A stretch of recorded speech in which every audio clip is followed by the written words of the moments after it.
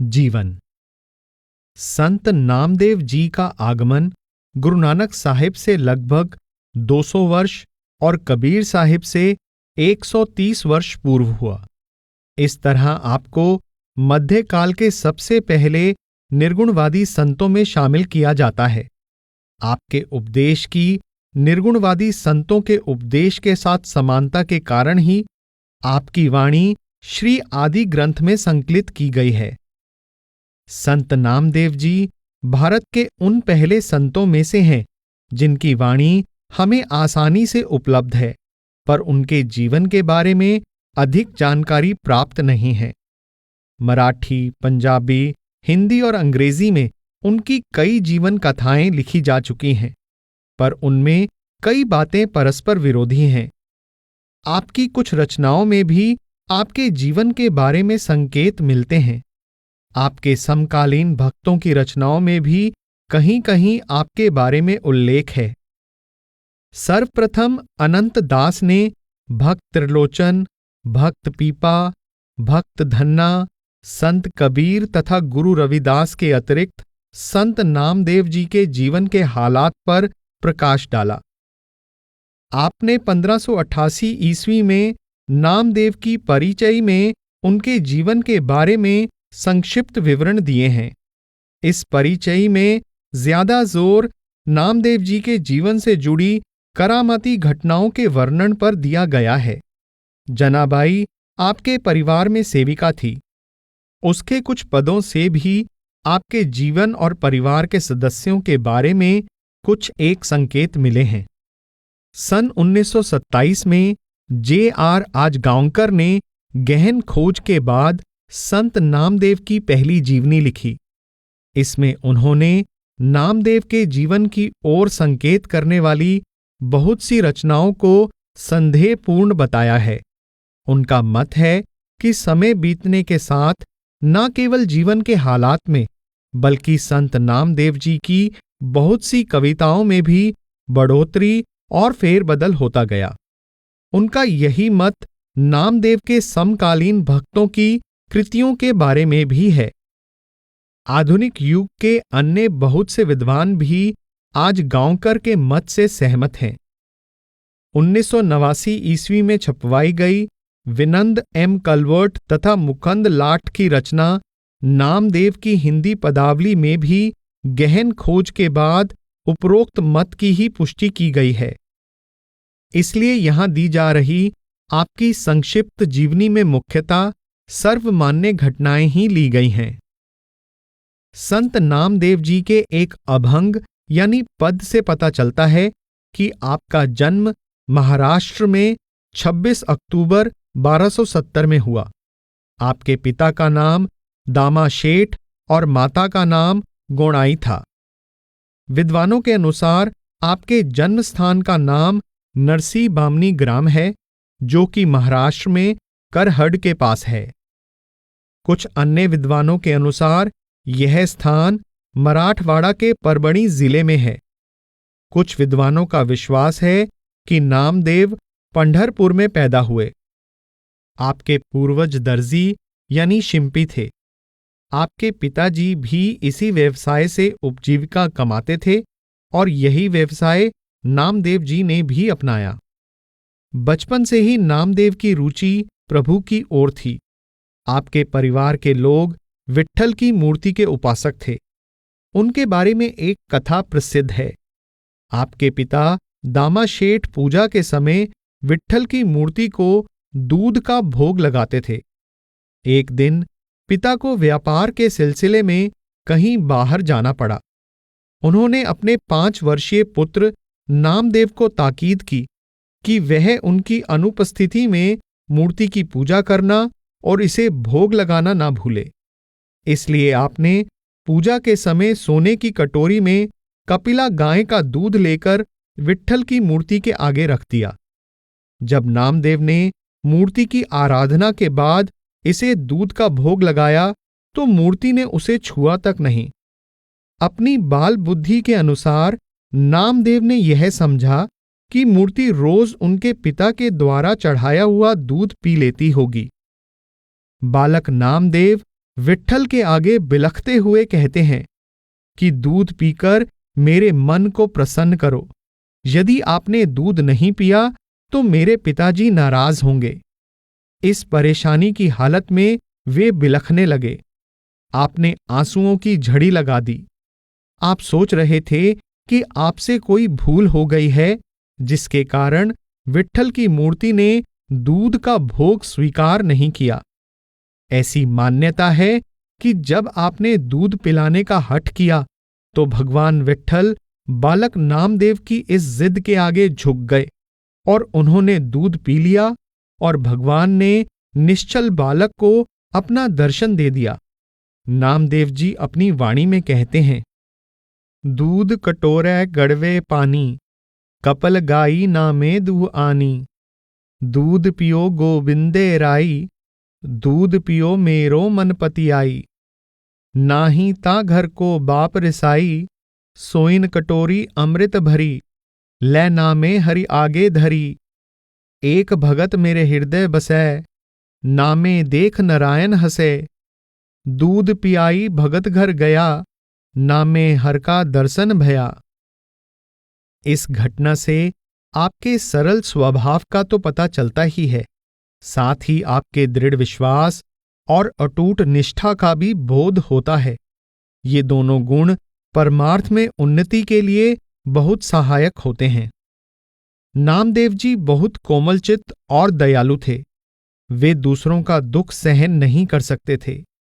उन्हें हमेशा यह चिंता रहती कि उनके द्वारा किसी दूसरे को दुख ना पहुंचे। कहा जाता है कि एक समय उनकी माता गुणाई को बहुत जोर की खांसी हो गई।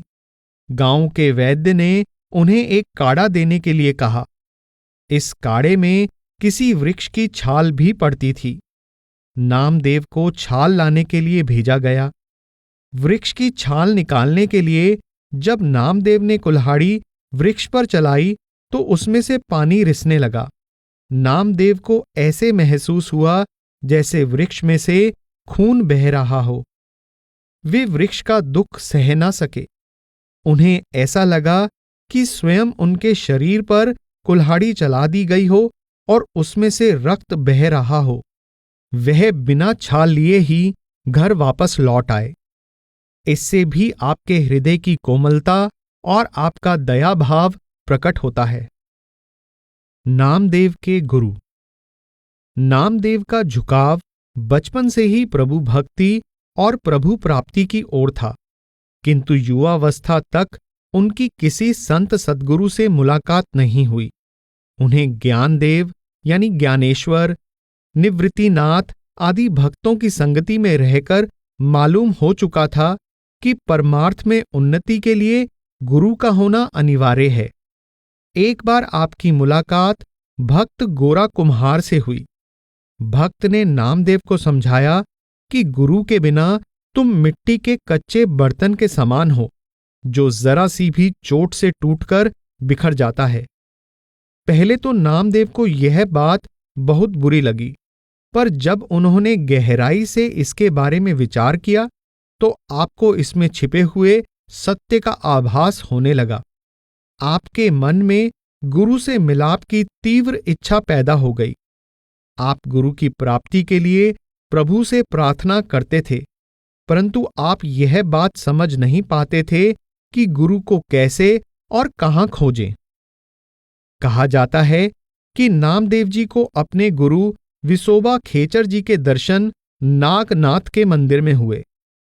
अपने गुरु से पहली मुलाकात का वर्णन करते हुए आप कहते हैं, लेटा एक बूढ़ा कोड़ी, देव के ऊपर कर पांव, हो शांत देख नामा, हुआ विस्मित, कैसा यह प्राणी, लेटा यूं देव निकट। प्रभु पर रखे पांव तूने, उठ तो उठ, अरे ओ अंध, उठाया क्यों मुझे तूने, नामदेव से बोला खेचर। प्रभु से रिक्त कहाँ है कोई ठौर, नामा देख विचार कर। अंतर में कर विचार, जहां ना हो प्रभु, पांव मेरे रख वहां। देखा नामा ने, हर जगह है प्रभु, रिक्त प्रभु से दिखा न कोई ठौर। आप कहते हैं कि मंदिर में जाने पर मैंने देखा कि एक बूढ़ा कोढ़ी भगवान की मूर्ति पर पांव रखकर लेटा हुआ है। आपको यह अधार्मिकता बहुत बुरी लगी। आपने उस कोढ़ी को बहुत बुरा भला कहा और पांव विट्ठल की मूर्ति से हटाने को कहा। इस पर बूढ़े कोढ़ी ने कहा कि मैं बहुत कमजोर हूं, मैं अपने पांव नहीं हिला सकता, इसलिए तुम मेरे पांव उठाकर वहां रख दो जहां परमेश्वर ना हो। अत्यंत सरल ढंग से दिए गए इस साधारण किंतु गूढ़ कथन का नामदेव के मन पर बहुत गहरा प्रभाव पड़ा। वे एकदम चौंक गए। उनकी चेतनता जागृत हो उठी। उन्होंने सोचना शुरू किया कि वह प्रभु तो सर्वव्यापक है, कोई भी जगह प्रभु से खाली नहीं है। इसके साथ ही उन्हें यह बात भी समझ में आ गई कि कोई मूर्ति उस सर्वव्यापी परमेश्वर का स्थान नहीं ले सकती।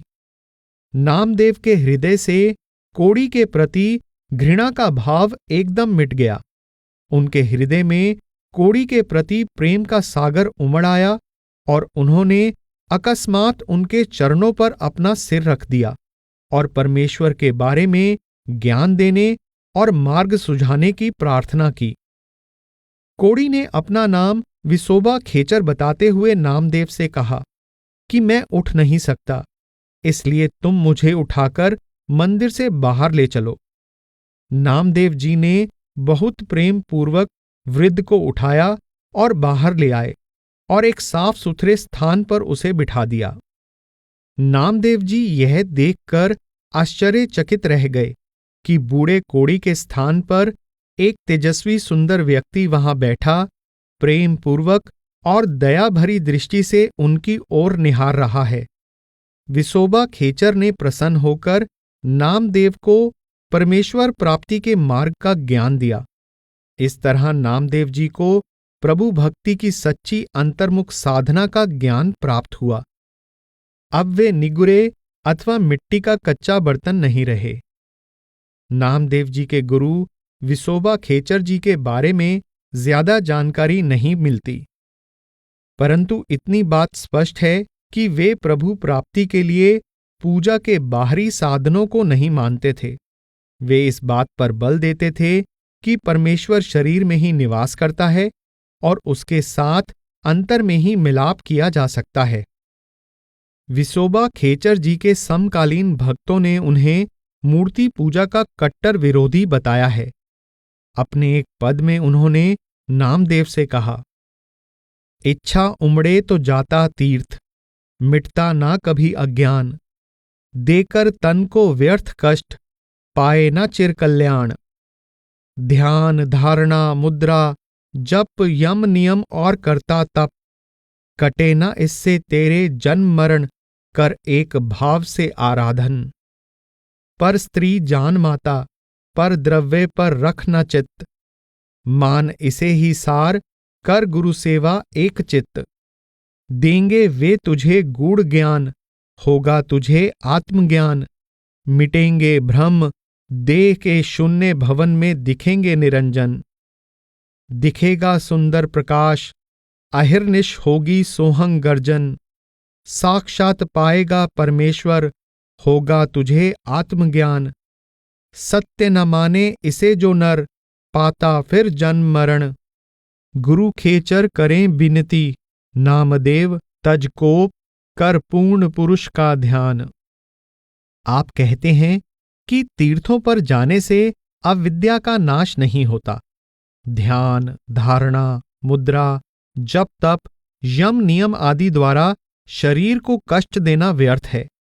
इससे जन्म मरण समाप्त नहीं हो सकता। परमात्मा को प्राप्त करना चाहते हो तो अंतर में परमात्मा का ध्यान करो, अपना नैतिक जीवन सुधारो। पर स्त्री को माता के समान समझो तथा पर धन की ओर भी ध्यान मत जाने दो। गुरु की सेवा करो। गुरु तुम्हें आत्मज्ञान देगा और तुम्हारी भ्रांतियां दूर करेगा। जब गुरु के उपदेश पर चलोगे तो देह के शून्य भवन में प्रकाश प्रकट हो जाएगा।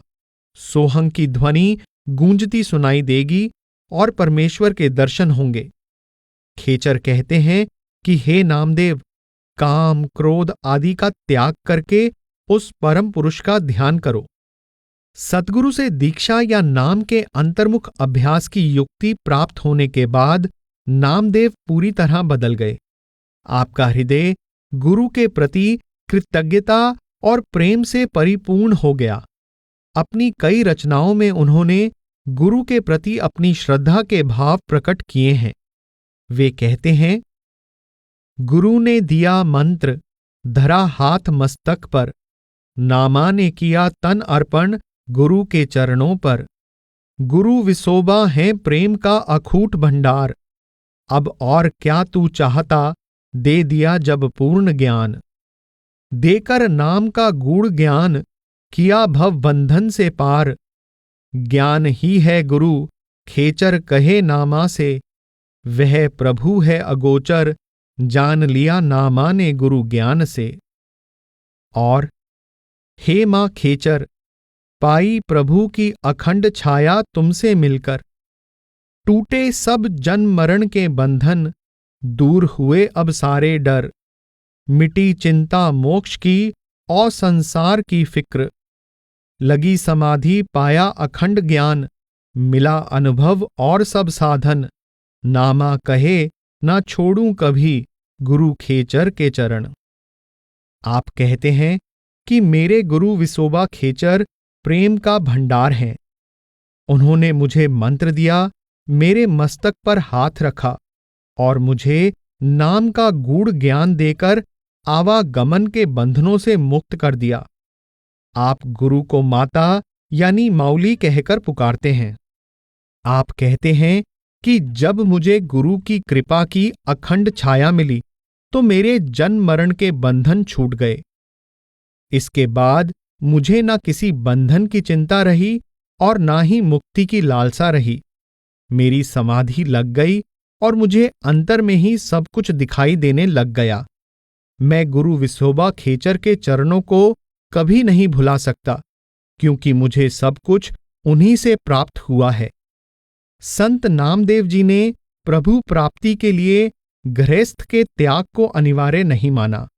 आपने स्वयं गृहस्थ जीवन व्यतीत किया तथा अपनी हक हलाल की कमाई द्वारा अपने परिवार का पालन करते हुए लोगों को सच्चे परमार्थ पर चलने का उपदेश दिया। नामदेव जी ने उपदेश दिया कि प्रभु प्राप्ति का संबंध मन और आत्मा के साथ है और त्याग का संबंध भी मन और आत्मा के साथ है, शरीर के साथ नहीं। आपने समझाया कि मनुष्य हाथों पैरों से काम करते हुए भी अपना ध्यान सदा उस परमात्मा की ओर रख सकता है। आपका एक पद है, रांगन रांगो सीवन सीवो, राम नाम बिन घरी न जीवो। भगत करो हरि के गुण गावो, 8 पहर अपना खसम ध्यावो। सुईने की सुई रूपे का धागा, नामे का चित हरिस्यों लागा। आप कहते हैं, मैं हाथ से सिलाई का काम करता हूं, परंतु मेरा मन सदा राम के नाम में रमा रहता है। मैं हृदय निवासी अपने परमात्मा रूपी पति के ध्यान में मग्न रहता हूं। ईश्वर के नाम का उच्चारण करते समय मेरी लोहे की सुई मुझे सोने जैसी प्रतीत होती है और कपास का धागा चांदी जैसा लगता है। मानो इस सुई धागे ने मेरा चित्त भी हरि के साथ सी दिया हो। श्री आदि ग्रंथ की वाणी से एक सुंदर प्रसंग प्राप्त है। नामदेव को दर्जी के तौर पर कार्य करते हुए देखकर त्रिलोचन ने व्यंग किया कि तुम माया के मोह में फंसे हुए हो। तुम सारा दिन कपड़े सिलने में व्यस्त रहते हो और परमात्मा की भक्ति की ओर ध्यान नहीं देते। नामा माया मोहया, कहे त्रिलोचन मीत, काहे छीपो छाइले, राम न लावो चीत। नामदेव जी ने उत्तर दिया कि भक्ति का संबंध मन और आत्मा से है, शरीर से नहीं। जब मेरे हाथ पांव सांसारिक कार्यों में लगे होते हैं, तब मेरा मन परमात्मा की भक्ति में लगा होता है। नामा कहे त्रिलोचना, मुखते राम संभाल, हाथ पांव कर काम, सब चीत निरंजन नाल। नामदेव जी ने सुकृत अर्थात अच्छे और नैतिक कार्यों द्वारा की गई कमाई से गुजारा करने को बहुत महत्व दिया है। ऐसी नेक कमाई की महिमा बताते हुए आप कहते हैं कि इससे मनुष्य सुमति अर्थात अच्छी निर्मल बुद्धि वाला होकर गुरमत में रहकर नाम का अभ्यास करने के योग्य बन जाता है और इस प्रकार वह परम धाम को प्राप्त कर लेता है। भनत नाम देव सुकृत सुमत भय, गुरमत राम कह को ना बैकुंठ गए। गुरु की शरण में आने से पहले नामदेव पंढरपुर में स्थित विट्ठल की मूर्ति की उपासना करते थे। उपवास, तीर्थ यात्रा, पवित्र नदियों और स्थानों में स्नान आदि पर उनका विश्वास था। अब उनको इन सब की निरर्थकता का आभास होने लगा। अपने एक पद में वे कहते हैं, पत्थर की मूरत न बोलती कभी, कैसे करेगी वह श्रद्धा स्वीकार। पत्थर की मूरत को मानते हरि, वह है सर्वव्यापक प्रभु से भिन्न। मूरत करती अगर इच्छा पूर्ण, जरा सी चोट से टूटती क्यों वह। करे जरे कोई पाषाण उपासना, मूर्खता से अपनी खोता वह सर्वस्व। कहे जो कोई भक्त से, बोलती पत्थर की मूरत, कहता सुनता है दोनों मूर्ख। जो करते मूर्ति का महिमा गान और कहते खुद को भक्त, ऐसे नर को अधम जान, उसकी बात पर दो ना ध्यान। पत्थर की मूरत को मान भगवान, की आराधना बहुत साल, क्या देगी वह उसका आभार, हृदय में अपने कर विचार। हर तीर्थ पर होता है पानी और पाषाण, वहां न होता भगवान। बाराशी गांव में दिया उपदेश, प्रभु से रिक्त ना कोई स्थान। गुरु खेचर ने किया उपकार, प्रभु के दर्शन करा दिए अंदर। आप कहते हैं कि लोग अज्ञानवश पत्थर की मूर्ति को ही ईश्वर मानते हैं। यह मूर्ति ना तो कभी बोलती है और ना ही कुछ महसूस करती है, फिर यह लोगों के दुख कैसे दूर कर सकती है। यदि मूर्ति में दूसरों की इच्छाएं पूर्ण करने की शक्ति होती तो वह स्वयं जरा सी चोट से टूट क्यों जाती है। जो पत्थर की मूर्ति की उपासना करते हैं वे कुछ भी हासिल नहीं कर पाते हैं। अगर कोई कहता है कि पत्थर की मूर्ति भक्तों से बातचीत करती है, तो जो कहते हैं और जो सुनते हैं दोनों ही मूर्ख हैं। जो लोग मूर्तियों के महत्व को बताते हैं और अपने को भक्त कहलवाते हैं, ऐसे लोगों को अधम मानो, उनकी ना सुनो। अपने दिल से पूछो कि अगर एक पत्थर की मूर्ति बनाकर उसकी कई वर्षों तक उपासना की जाए तो क्या वह आभार प्रकट करेगी। तीर्थों में पत्थर और पानी के सिवाय और कुछ नहीं है। मुझे जब नाम का अंतर्मुख भेद मिला तो मालूम हुआ कि परमेश्वर सर्वव्यापक है। संसार में कोई भी स्थान प्रभु से खाली नहीं है। मेरे गुरु विसोबा खेचर ने मुझ पर उपकार करके मुझे अपने अंदर प्रभु के दर्शन करा दिए। गुरु की शरण प्राप्त होने के बाद नामदेव जी के लिए मंदिरों और मूर्तियों का कोई महत्व न रहा। उन्हें अपना शरीर सच्चा मंदिर दिखाई देने लगा और प्रभु या विट्ठल के दर्शन भी अंतर में ही होने लगे। उनके लिए विट्ठल शब्द कोई मूर्ति या अवतार ना होकर सारे संसार में व्याप्त परमपिता परमेश्वर का प्रतीक हो गया। गुरु की शरण प्राप्त होने के बाद लिखे गए अभंगों में नामदेव जी ने जहां भी बीठल, विट्ठल, श्रीरंगा, राम, हरि आदि नाम लिए हैं, वे सब परमपिता परमेश्वर की ओर संकेत करते हैं। इसी प्रकार गुरु नानक, संत कबीर, संत दादू दयाल, संत पलटू आदि संतों ने राम, हरि, मुरारी, गोविंद आदि नाम संसार में व्याप्त परमेश्वर के लिए प्रयोग किए हैं, न कि किसी अवतार या मूर्ति के लिए। नामदेव की बाद की कृतियों में दिखाई देते इस स्पष्ट परिवर्तन के बारे में डॉक्टर निकोल मैकनिकॉल लिखती हैं, नामदेव के जीवन में एक दिलचस्प बात उनके धार्मिक विचारों के परिवर्तन और विकास की है, जो उनके अभंग स्पष्ट बताते हैं। यह परिवर्तन और विकास उनके अभंगों में स्पष्ट है, यद्यपि उनका ऐतिहासिक क्रम हमें नहीं मिल पाया है और हमें पता नहीं है कि कौन सा अभंग कब लिखा गया। अंतर में परमेश्वर का साक्षात्कार हो जाने के बाद नामदेव जी को हर प्राणी में एक ही प्रभु का प्रकाश दिखाई देने लगा। कहा जाता है कि एक बार यात्रा के दौरान नामदेव ने एक पेड़ के नीचे बैठकर खाने के लिए कुछ चपातियां पोटली से निकाली। चपातियों को एक तरफ रखकर उन्हें चुपड़ने के लिए आप एक छोटे बर्तन में से घी निकालने लगे। उसी समय एक कुत्ता आया और चपातियां मुंह में लेकर भाग गया। घी की कटोरी हाथ में लेकर नामदेव उसके पीछे दौड़ते हुए बोले, मेरे स्वामी, रूखी रोटियां मत खाओ, मुझे इन्हें चुपड़ लेने दो।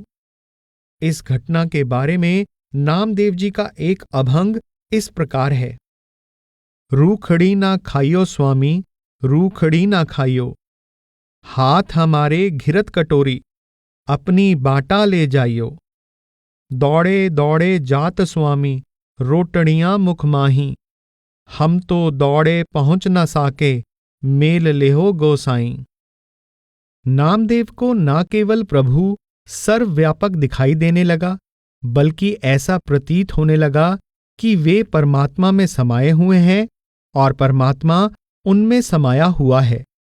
नामदेव के बारे में श्री रानाडे लिखते हैं, परमात्मा का अनुभव नामदेव को इतना पूर्ण होता गया कि उन्हें सोहंग का अनुभव होने लगा कि मैं वही परमेश्वर हूं और परमेश्वर मुझमें है, ऐसा उन्हें साक्षात्कार होने लगा। संत नामदेव जी का जन्म महाराष्ट्र में हुआ था, परंतु प्रभु भक्ति के कारण उनकी प्रसिद्धि सारे भारत में फैल गई। आपने अपनी आध्यात्मिक यात्रा सगुण भक्ति से शुरू की, परंतु आप शीघ्र ही निर्गुण भक्ति की ओर अग्रसर हो गए। इस तरह सगुण तथा निर्गुण दोनों प्रकार की भक्ति का श्रेय संत नामदेव जी को जाता है। आपका अपने समय के भक्त ज्ञानदेव के साथ घनिष्ठ प्रेम था। एक बार ज्ञानदेव धार्मिक तीर्थ स्थानों की लंबी यात्रा पर जाते समय नामदेव को साथ ले जाना चाहते थे।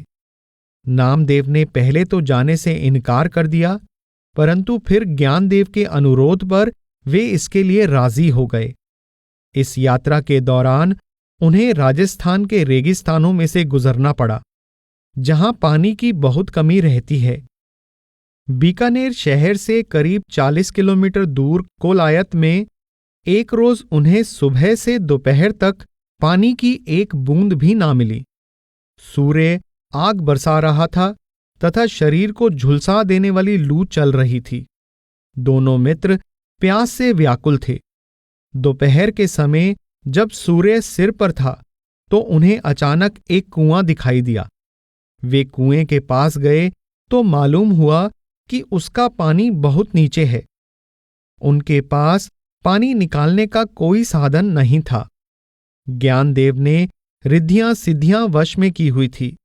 उन्होंने अपनी यौगिक शक्ति द्वारा लघु रूप धारण कर कुएं में प्रवेश किया और अपनी प्यास बुझाकर बाहर आ गए।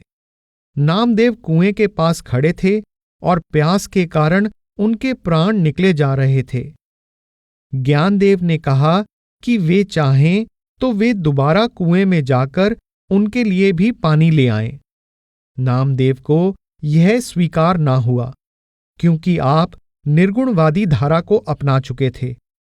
आपने कहा कि यदि प्रभु की इच्छा है कि मैं प्यासा मर जाऊं तो मुझे यही मंजूर है। तब मालिक की ऐसी मौज हुई। तब गड़गड़ाकर कुएं के ऊपर से बहने लगा पानी ऐसे, सिंधु उमड़े कल्पना से परे जैसे। अर्थात पानी कुएं के ऊपर से बहने लगा।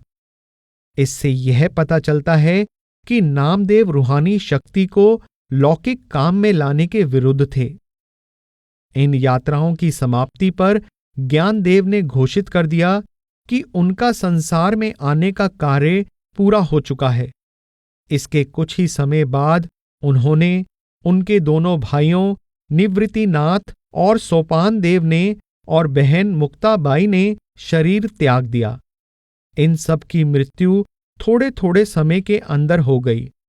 उस समय उन सब की आयु 20 से 30 वर्ष की थी। इन घटनाओं ने नामदेव जी के जीवन पर बहुत गहरा प्रभाव डाला। इसके बारे में उन्होंने अपनी रचनाओं में भी उल्लेख किया है। निजी जीवन पर रचनाएं। संत नामदेव जी के जीवन के साथ कुछ आश्चर्यजनक घटनाएं जुड़ी हुई हैं, जिनका उन्होंने स्वयं अपनी वाणी में भी उल्लेख किया है। भगत जना को देहुरा फिरे। सर्वविदित है कि जाति प्रथा का आरंभ कार्य के आधार पर हुआ था, जिसके अनुसार विद्यादान में लगे लोगों को ब्राह्मण, सैनिकों को क्षत्रिय, व्यापारियों को वैश्य और अन्य अनेक प्रकार की सेवा में लगे लोगों को शूद्र कहा जाता था। व्यक्ति जन्म से ब्राह्मण, क्षत्रिय, वैश्य या शूद्र नहीं होता था। हमारे धर्मशास्त्रों में व्यक्ति की श्रेष्ठता कर्म तथा भक्ति पर आधारित की गई है, जन्म तथा जाति पर नहीं। दुर्भाग्यवश समय के साथ साथ जाति प्रथा विकृत होकर कार्य के स्थान पर जन्म से जुड़ गई। फलस्वरूप साधारण जाति के लोगों को घृणा की दृष्टि से देखा जाने लगा। उनसे धार्मिक विद्या का अधिकार छीन लिया गया और उनके लिए पूजा स्थलों में प्रवेश करने पर भी पाबंदी लगा दी गई। संत नामदेव जी के दिनों में भी जाति पांति के आधार पर भेदभाव किया जाता था और अज्ञानतावश साधारण जाति के लोगों को पूजा स्थलों पर जाने नहीं दिया जाता था। आप इस प्रसंग में अपने जीवन की एक घटना बयान करते हुए कहते हैं, हसत खेलत तेहरे देहुरे आया, भगत करत नामा पकर उठाया, हीनड़ी जात मेरी जादम राया, छीपे के जन्म काहे को आया, ले कमली चल्यो पलटाई, देहुरे पाछे बैठा जाई, ज्यूं ज्यूं नामा हर गुण उचरै, भगत जना को देहुरा फिरै। आप कहते हैं कि हे प्रभु, मैं खुशी खुशी आपके द्वार पर आया था। मुझे भक्ति करते समय पुजारी पंडों ने मंदिर के सामने से यह कहकर जबरदस्ती उठा दिया कि मैं छिपा हूं और मेरी जाति साधारण है। हे प्रभु, इस दुर्व्यवहार से दुखी होकर मेरे मन में संशय उत्पन्न हुआ कि यदि साधारण जाति वाले लोग प्रभु भक्ति के अधिकारी नहीं हैं, तो आपने मुझे छीपे के घर जन्म क्यों दिया। मैं निराश होकर अपना कंबल लेकर मंदिर के पीछे आ बैठा। वहां बैठा हुआ मैं आपका गुणगान करता रहा। आपकी विचित्र लीला से मंदिर का मुंह मेरी ओर हो गया। आपका भाव है कि प्रभु भक्ति भाव देखता है, जाति पांति नहीं। उसके भक्तों का किसी भी जाति से संबंध क्यों ना हो, प्रभु सदैव उनकी लाज रखता है। नामदेव जी के उपरोक्त शब्द से यह सुंदर संदेश मिलता है कि प्रभु ने तथा कथित ऊंची जाति के लोगों को छोड़कर अपने सच्चे भक्त नामदेव को सम्मान दिया। संत नामदेव जी हम अज्ञानी जीवों को बहुत सुंदर ढंग से यह समझाना चाहते हैं कि प्रभु को भक्ति प्यारी है, जाति पांति नहीं। प्रभु के लिए ना तो ब्राह्मण बड़ा है और ना ही कपड़े सीने वाला छीपा छोटा है। प्रभु के लिए वही बड़ा है जो भक्ति, प्रेम तथा विनम्रता में बड़ा है। श्री आदि ग्रंथ में संत नामदेव जी का यह शब्द प्राप्त है, सुल्तान पूछे सुन बेनामा, देखो राम तुम्हारे कामा। आप इस शब्द में विस्तार पूर्वक समझाते हैं कि उस समय के राजा ने आपकी परीक्षा लेने के लिए उन्हें मृतक गाय को जिंदा करने के लिए कहा। संत नामदेव जी इस प्रकार की करामात के विरुद्ध थे। आपने सुल्तान से कहा कि किसी मृतक को पुनः जीवित कर सकना संभव नहीं है, परंतु प्रभु की दया से मृतक गाय जिंदा हो गई। संत नामदेव जी शब्द के अंत में कहते हैं, नामे की कीरत रही संसार, भगत जना ले उधरे अपार। आप समझाना चाहते हैं कि प्रभु के ढंग निराले हैं। वह अपने भक्तों की लाज रखने के लिए कुछ भी कर सकता है। आप कहते हैं कि प्रभु की कृपा से नामदेव का यश संसार में फैल गया और वह अपने भक्तों सहित भवसागर से पार हो गया।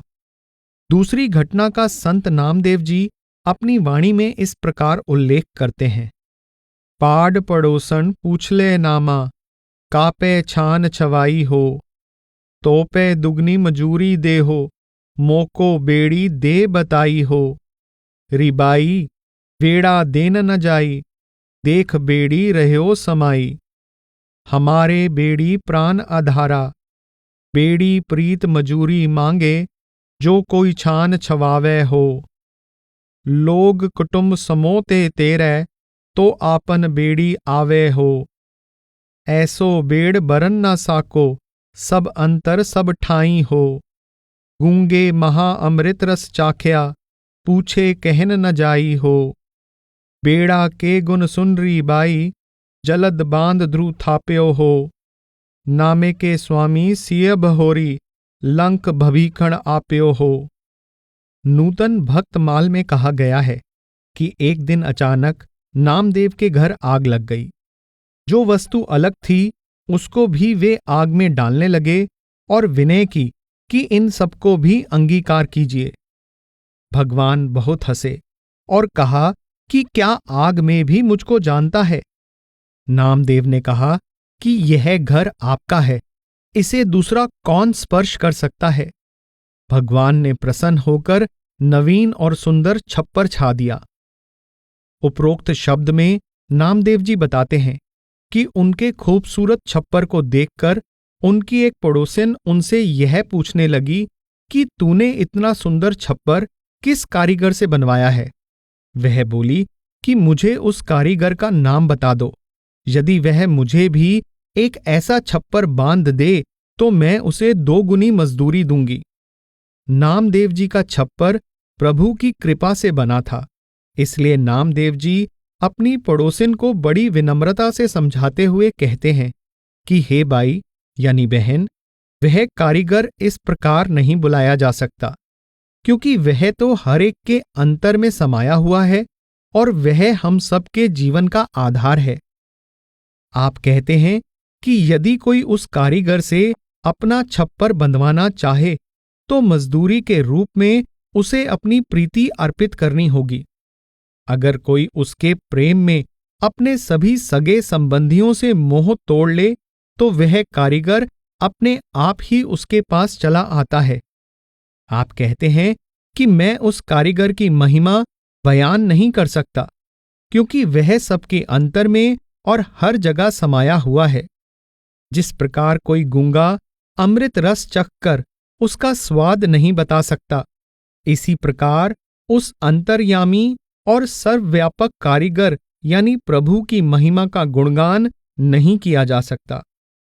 नामदेव जी कहते हैं कि हे भाई, मैं उस कारीगर की क्या महिमा बखान करूं, जिसने समुद्र पर पुल बांध दिया, भक्त ध्रुव को आकाश में अचल स्थान दे दिया और जिसने राम के रूप में रावण को मारकर सीता को वापस लाकर विभीषण को लंका का राज्य सौंप दिया। इस अभंग से यह भाव भी लिया जा सकता है कि जो अपना सब कुछ प्रभु को न्यौछावर कर देता है, प्रभु भी उसका बन जाता है, और जो कुछ प्रभु का है वह सब कुछ उसका बन जाता है। उपरोक्त दोनों घटनाओं में करामाती रंग है, परंतु वास्तव में इनसे यह संदेश मिलता है कि प्रभु को अपने भक्त प्यारे होते हैं और उन्हें भगवान से कोई याचना या प्रार्थना नहीं करनी पड़ती। वह सर्वशक्तिमान और सर्वज्ञाता प्रभु स्वयं अपने भक्तों की रक्षा और सहायता के लिए कुछ भी करने के लिए तत्पर रहता है। भाई गुरदास जी की वाणी है, कम किते प्यो चलिया, नाम देवनु आख सिधाया, ठाकुर दी सेवा करी, दूध पियावण कह समझाया। नामदेव स्नान कर कपल गाये दुहिके ले आया। ठाकुर नो नहावाली के चरणोदक लै तिलक चढ़ाया। हथ जोड़ बिनती करै दूध पियो जी गोबिंद राया। निहचो कर आराध्या होए दयाल दरस दिखलाया। परी कटोरी नामदेव लै ठाकुर नू दूध पियाया। गाई मुई जिवाली ओन नामदेव दा छप्पर छाया। फेर देहुरा रख्योन चार वरन लै पैरी पाया। भगत जनादा करे कराया। आप नामदेव जी के जीवन के साथ जुड़ी आश्चर्यजनक घटनाओं का वर्णन करते हुए अंत में कहते हैं, भगत जनादा करे कराया, अर्थात वह प्रभु अपने भक्तों की लाज रखने के लिए कुछ भी कर सकता है। संत नामदेव जी ने खुद अपनी ओर संकेत किया है, मेरा किया कछु ना होई, करी है राम होई है सोई। चौथी घटना में कहा जाता है कि एक समय नामदेव जी भक्ति में निमग्न थे कि किसी मुसलमान मस्त कलंदर ने नामदेव जी के हाथ से करताल छीन लिए। आप उस कलंदर को प्रभु का रूप समझकर एक शब्द में कहते हैं, आऊ कलंदर केसवा कर अबदाली भेसवा। जिन आकाश कुलैसर कीनी कौसे सपत प्याला। चमर पोस का मंदर तेरा ए बिद बने गुपाला। 56 कोट का पहन तेरा 16 सहस इजारा। भार 18 मुदगर तेरा सहनक सब संसारा। देही महजिद मन मौलाना सहज निवाज गुजारे। बीबी कौला सो काइन तेरा निरंकार आकारै। भगत करत मेरे ताल छिनाए कै पै करूं पुकारा। नामे का स्वामी अंतर जामी फिरे सगल बेदे सवा। आप कहते हैं कि ए कलंदर के रूप में आए केशव यानी प्रभु, अब आप ऐसे अब्दाली यानी मुसलमान फकीर का भेष धारण करके आए हो, जिसने सिर पर आकाश की टोपी ली हुई है और 7 पाताल जिसकी पादुकाएं हैं। हे गोपाल, इस प्रकार अब तूने यह भेष धारण किया हुआ है कि चाम का शरीर तेरा मंदिर है। तेरा चोला 56 करोड़ बादलों का बना हुआ है। 16,000 गोपियां तेरा तंबा या पायजामा है। 18 भार का तेरा मुगधर यानी मुगली भांग घोटने वाला है। सारा संसार तेरा थाल है। शरीर तेरी मस्जिद है, जिसमें मन रूपी मौलवी नमाज पढ़कर प्रसन्न होता है। बीबी कडली अर्थात माया के साथ तेरा निकाह यानी विवाह हुआ है, जो निराकार प्रभु को साकार रूप में बदल देने का सामर्थ्य रखती है। आपने भक्ति करते हुए मेरे करताल छीन लिए हैं, अब मैं किसके आगे फरियाद करूं? नामदेव जी कहते हैं कि मेरा प्रभु अंतर्यामी है और हर जगह हर रूप में मौजूद है। बेशक उसका अपना कोई एक देश अथवा ठिकाना नहीं है, पर वह सब जगह परिपूर्ण है। संत नामदेव जी इस शब्द में हिंदी और उर्दू फारसी की मिलीजुली शब्दावली में प्रभु का गुणगान करते हैं। आप उस प्रभु को केशव, गोपाल और निरंकार भी कहते हैं तथा मुसलमान के भेष में प्रकट होने वाला कलंदर और अब्दाली भी कहते हैं। आप शरीर को चमड़े का बना हुआ मंदिर भी कहते हैं और ऐसी मस्जिद भी कहते हैं जिसमें मन रूपी मौलाना नमाज गुजार रहा है। आप शब्द के अंत में कहते हैं, नामे का स्वामी अंतर्जामी फिरे सगल बेदे सवा। आप समझाते हैं कि प्रभु सर्वव्यापक है, उसका घट घट में निवास है। हिंदुओं, मुसलमानों, ईसाइयों आदि सबके अंदर उस एक प्रभु का प्रकाश समाया हुआ है। इसलिए हर प्रकार के बाहरी भेदभाव भुलाकर संसार के समस्त प्राणियों को उस एक प्रभु का रूप मानना चाहिए और हर प्रकार के बाहरी भटकाव को त्याग कर मन को अंतर में प्रभु में लीन करना चाहिए। तुलादान। नूतन भक्त माल में इसी प्रकार की एक और घटना भी दी गई है। कहा जाता है कि पंढरपुर में एक साहूकार ने तुलादान किया। सारे नगर में खूब सोना बांटा। किसी के कहने पर नामदेव को भी बुलाया। उन्होंने 2 बार कहला भेजा कि हमको द्रव्य से क्या प्रयोजन। तीसरी बार कहलाने पर वे गए। साहूकार ने कहा, थोड़ा आप भी अंगीकार करें। नामदेव ने एक तुलसी के पत्ते पर भगवान का नाम लिखकर उसके बराबर सोना मांगा। पहले साहूकार जैसे बलि ने वामन से कहा था उसी प्रकार बोला, कुछ और मांगिए, मगर नामदेव जी ने कुछ नहीं मांगा। पहले घर का, फिर औरों से मांग मांग कर सोना तराजू में रखा, मगर उस तुलसी पत्र के बराबर ना तुला। बहुत शर्मिंदा हुआ। इस प्रकार साहूकार के धन का गर्व दूर हुआ। तब नामदेव जी ने कहा कि सारी उम्र जो पुण्य किया है उसका संकल्प कर दे, शायद बराबर हो जाए। साहूकार ने वह भी संकल्प कर दिया, फिर भी तराजू बराबर नहीं तुला। बहुत लज्जित होकर साहूकार ने कहा कि जो है सो सब ले जाओ। नामदेव ने कहा, अरे अज्ञानी, यह धन हमारे किस काम का है? हमें तो एक भक्ति धन ही चाहिए। नामदेव जी अज्ञानी जीव को यह समझाना चाहते हैं कि पुण्य दान प्रभु प्राप्ति का साधन नहीं है। पुण्य दान बुरा नहीं है।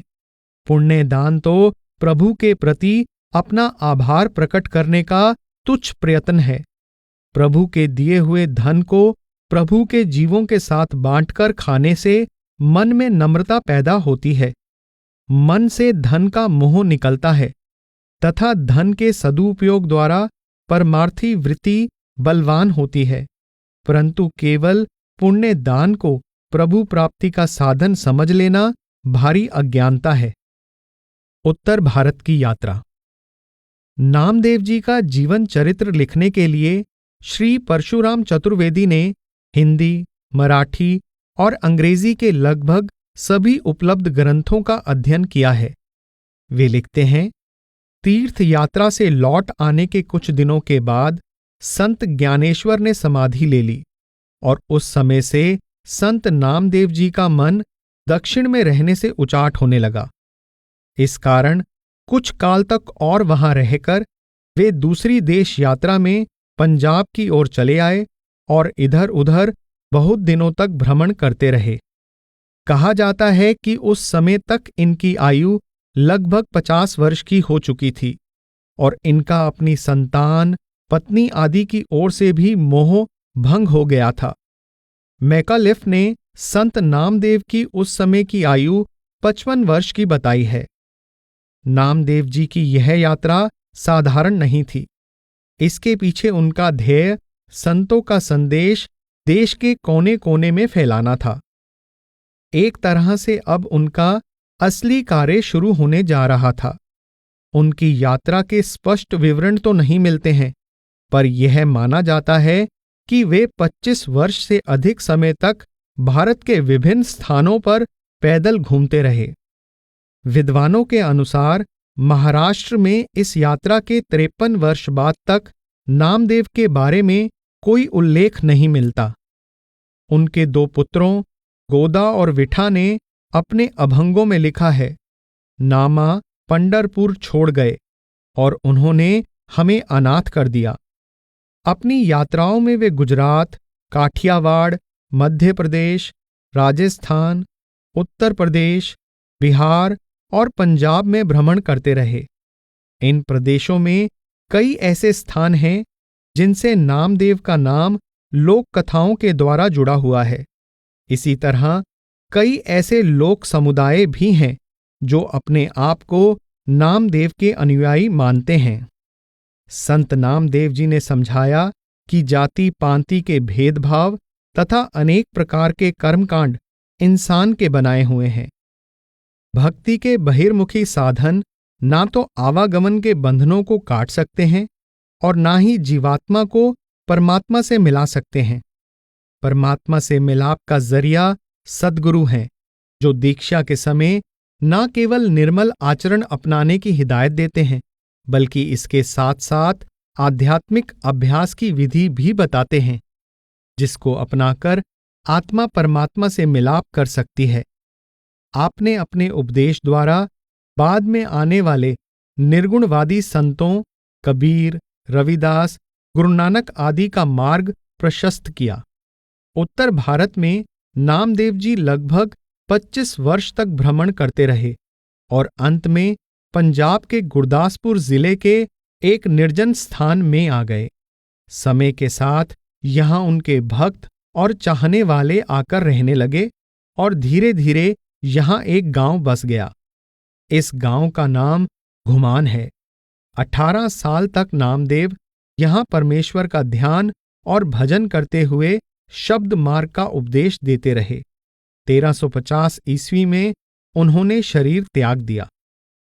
देहांत। नामदेव जी ने 1350 ईस्वी में शरीर त्याग दिया। कुछ विद्वानों का मत है कि उन्होंने घुमान में शरीर छोड़ा, जहां उन्होंने अपने जीवन के आखिरी 18 वर्ष बिताए, जबकि कुछ अन्य का मत है कि 80 वर्ष की आयु में वे वापस पंढरपुर चले गए और विठोबा के मंदिर के पास शरीर त्यागा।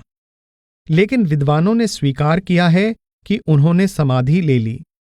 वास्तविक महत्व इस बात का नहीं कि संत नामदेव जी ने अपना नश्वर शरीर घुमान में छोड़ा या पंढरपुर में। वास्तविक महत्व तो उनके उपदेश या संदेश का है। यह बात भी स्पष्ट है कि आपने अपना उपदेश महाराष्ट्र से पंजाब तक फैलाया। उन दिनों में जब यातायात के साधनों का अभाव था, आपने लोक कल्याण के लिए उत्तरी भारत के कोने कोने में भ्रमण किया। संत नामदेव जी के समय भारत जाति पांति तथा बहिर्मुखी कर्मकांड के बंधनों में बुरी तरह जकड़ा हुआ था। संत नामदेव जी ने इस बात पर बल दिया कि हर जाति और हर संप्रदाय के लोग बिना किसी भेदभाव के उस प्रभु की भक्ति के अधिकारी हैं। आपने न केवल निम्न जाति के लोगों को ही बल्कि स्त्रियों को भी पूर्ण सम्मान दिया।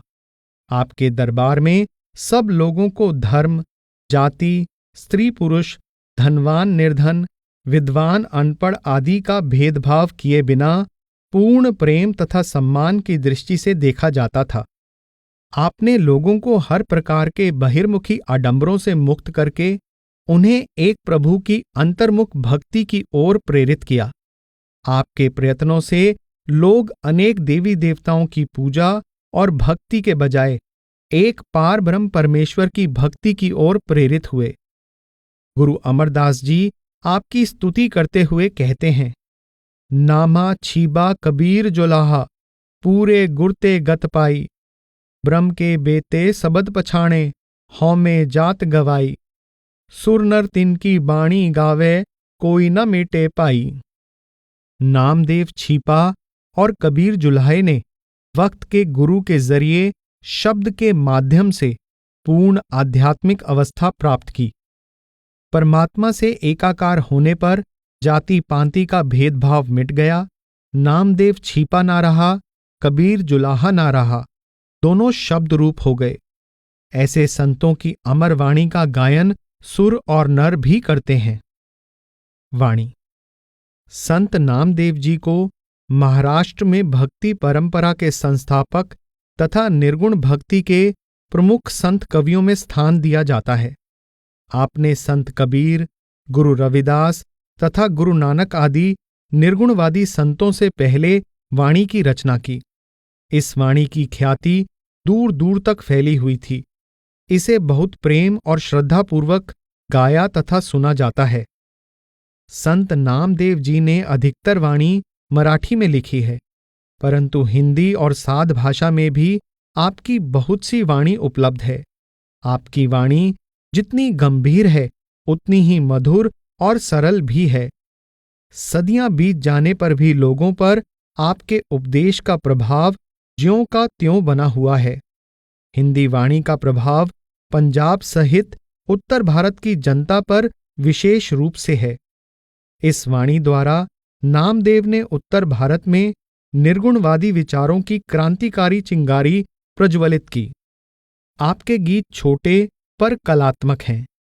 आपके सरल शब्दों में गूढ़ अर्थ भरे हुए हैं। हिंदी साहित्य की दृष्टि से उनके द्वारा रचित खड़ी बोली के पदों को राग रागनी की शैली प्रदान की गई है। आपने एक ओर तो महाराष्ट्र में जन जागृति के लिए मराठी को अपनाया, तो दूसरी ओर उत्तर भारत की जनता के लिए हिंदी और साध भाषा को अपनी वाणी का माध्यम बनाया। मराठी में आपके 2500 से अधिक अभंग प्राप्त हैं। अभंग वास्तव में एक प्रकार के गाए जा सकने वाले धार्मिक गीत हैं। इसी प्रकार हिंदी तथा ब्रज भाषा में आपके लगभग 234 पद प्राप्त हैं। आपकी अधिकतर हिंदी रचनाओं में मराठी रचनाओं वाले ही भाव प्रकट हुए हैं। संत नामदेव जी की वाणी सांकेतिक है। इसमें परमार्थ के गूढ़ तथा रहस्यमयी अनुभवों को उपमाओं, अलंकारों तथा रूपकों द्वारा प्रकट करने का यत्न किया गया है। इस वाणी में उच्चतम काव्य गुणों को राग तथा स्वर से जोड़ा गया है, जिससे इसका कलात्मक स्तर बहुत ऊंचा उठ जाता है। श्रेष्ठतम भावों को श्रेष्ठतम भाषा तथा शैली में प्रकट करने की दृष्टि से इस वाणी का काव्य जगत में विशेष स्थान है। यह सारी वाणी गेय है। साधारण से साधारण व्यक्ति भी इस वाणी को गाकर इससे आनंद ले सकता है और विशेषज्ञ इसे सनातनी रागों के अनुकूल गाकर इससे आनंद उठा सकते हैं। जिस दृष्टि से भी देखें, इसकी गणना संसार के श्रेष्ठतम साहित्य में की जा सकती है। आपने अपनी वाणी में अन्य संतों के उपदेशों के अनुरूप विभिन्न विषयों जैसे कि परमात्मा, मनुष्य जन्म, सद्गुरु, सत्संग, नाम, संसार की निहिसारता, कर्म, प्रेम भक्ति, मन आदि को बहुत ही सुंदर ढंग से समझाया है। इन विषयों से संबंधित कुछ चुने हुए अभंग एवं पद विषयानुसार आगे दिए जा रहे हैं। उल्लेखनीय है कि आपके अलग अलग अभंगों में परमार्थ के कई गूढ़ विषयों पर प्रकाश डाला गया है, इसलिए इन्हें किसी एक विषय के अंतर्गत लेना कठिन है। फिर भी विषयों की प्रमुखता को ध्यान में रखते हुए इन्हें विषयानुसार विभाजित करने का प्रयास किया गया है।